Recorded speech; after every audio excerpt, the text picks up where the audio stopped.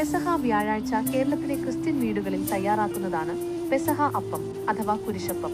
ഇത് എങ്ങനെയാണ് തയ്യാറാക്കുന്നത് എന്ന് നമുക്കൊന്ന് നോക്കാം. ഇതിനായിട്ട് 2 കപ്പ് പച്ചരിയും 1 കപ്പ് ഉഴുന്നുമാണ് നമുക്ക് വേണ്ടത്. അതായത് അരിയുടെ നേരെ പകുതി അളവിലാണ് നമ്മൾ ഉഴുന്ന് ചേർക്കുന്നത്. ആദ്യമായി പച്ചരിയും ഉഴുന്നും നന്നായി കഴുകി ഒരു 4 മണിക്കൂർ കുതിരാൻ വെക്കണം. നന്നായി കുതിർന്നു വന്ന ഉഴുന്ന് നമുക്ക് ആദ്യം അരച്ചെടുക്കാം.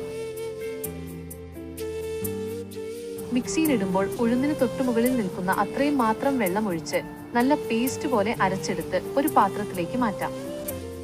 ഇനി നമുക്ക് കുതിർത്ത് വെച്ചിരിക്കുന്ന അരി കൂടി അരച്ചെടുക്കണം. ഉഴുന്ന് അരച്ചതുപോലെ തന്നെ അരിയുടെ തൊട്ടുമുകളിൽ നിൽക്കുന്ന അത്രയും മാത്രം വെള്ളം ഒഴിച്ച് നല്ല പാകത്തിന് അരച്ചെടുക്കാം.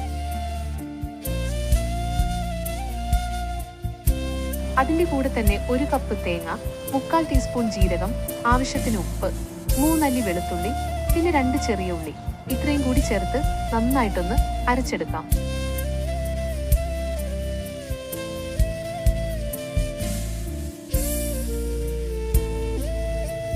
നേരത്തെ അരച്ചു വെച്ച ഉഴുന്നിന്റെ മാവിലേക്ക് ഇത് ചേർത്ത് കൊടുക്കാം.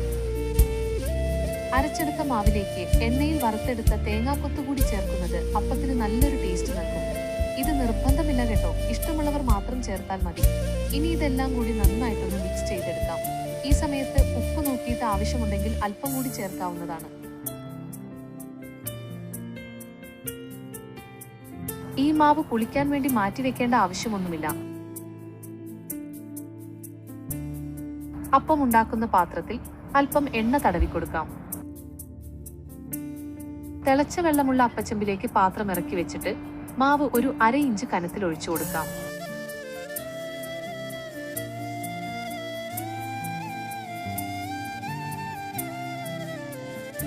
ഇതിന്റെ മുകളിൽ കുരുത്തോല കൊണ്ട് കുരിശ് ആകൃതിയിൽ വെച്ച് കൊടുക്കാൻ മറക്കരുത് കേട്ടോ.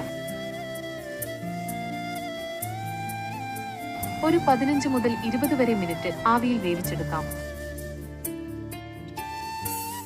അപ്പം വെന്ത് കഴിഞ്ഞാൽ തീ ഓഫ് ചെയ്തൊന്ന് തണുക്കാൻ വെക്കാം. ചൂടാറി കഴിയുമ്പോൾ നമുക്കിത് പാത്രത്തിൽ നിന്ന് മാറ്റാം.